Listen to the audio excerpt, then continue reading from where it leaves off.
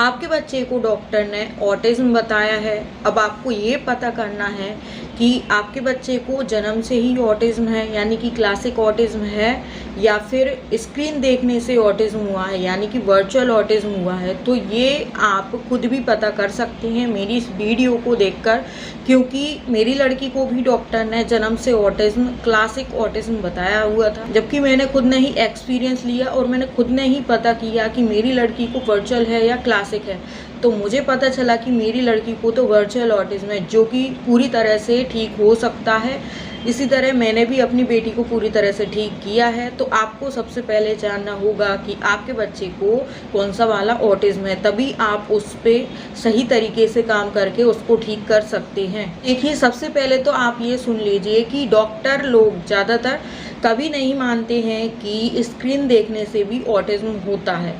ये क्यों नहीं मानते हैं, इसके लिए अलग से मैं आपके लिए वीडियो लाऊंगी। डॉक्टर सिर्फ ये मानते हैं कि बच्चे को जन्म से ही ऑटिज्म था और उसने स्क्रीन ज़्यादा देख ली तो उसका ऑटिज्म और बढ़ गया।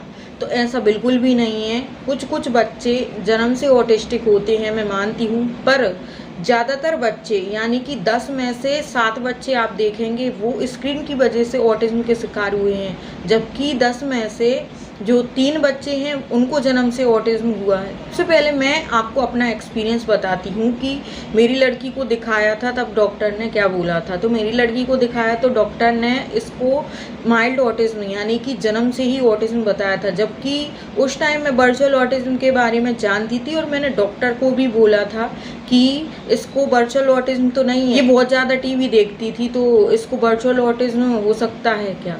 तो वो बोले कि नहीं, ऐसा कुछ भी नहीं है। आजकल जब से कोरोना हुआ है तो लोगों ने वर्चुअल ऑटिज्म बना लिया है, जबकि ऐसा कुछ होता ही नहीं है।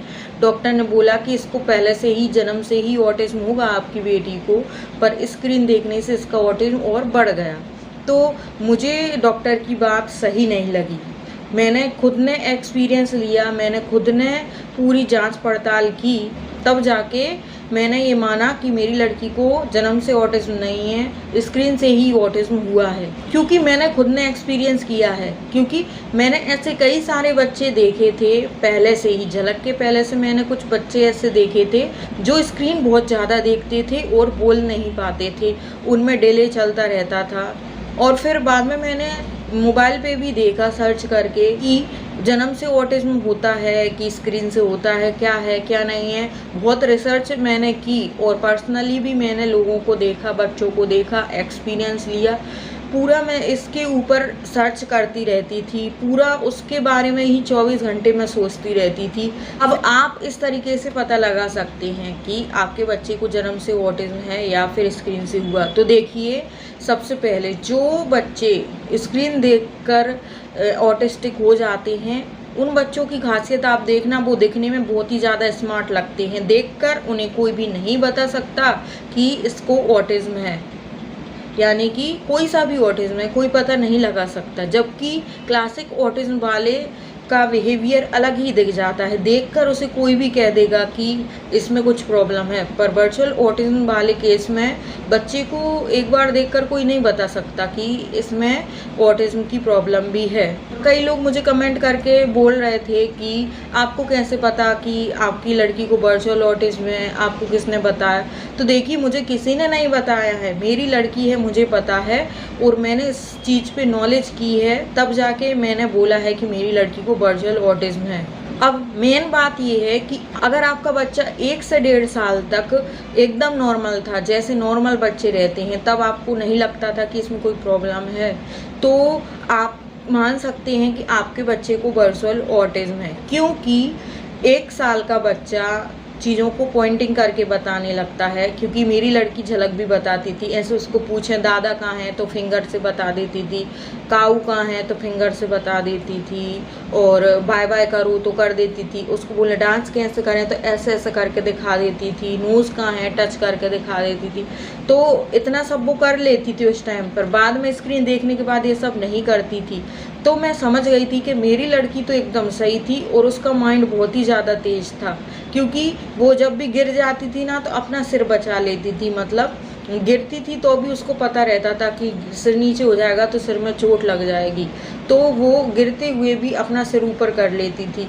इतना उसमें दिमाग था और बहुत ज़्यादा एक्टिव थी और बहुत ही ज़्यादा इंटेलिजेंट उस टाइम वो लगती थी। तो मैं ये नहीं मान सकती थी कि मेरी लड़की को जन्म से ही कुछ प्रॉब्लम है। तो आपका बच्चा बिल्कुल ठीक था। और चीज़ भी मायने रखती है, जैसे कोई बच्चा प्रीमैच्योर हो जाता है समय से पहले, तो उसमें भी जन्म से ऑटिज्म होने के चांसेस रहते, या फिर कोई बच्चा जन्म होते ही वो रोया नहीं हो। बच्चे का जन्म होते ही रोना ज़रूरी है। अगर कोई बच्चा जन्म होते ही नहीं रोया तो भी चांसेस हो सकते हैं कि उसे जन्म से ऑटिज्म हो। और एक और तीसरी बात कि बच्चे के जन्म होते ही अगर उसे कांच की पेटी में कुछ दिन के लिए रखा गया हो तो भी ये मान सकते हैं कि उसको जन्म से ऑटिज्म हो सकता है।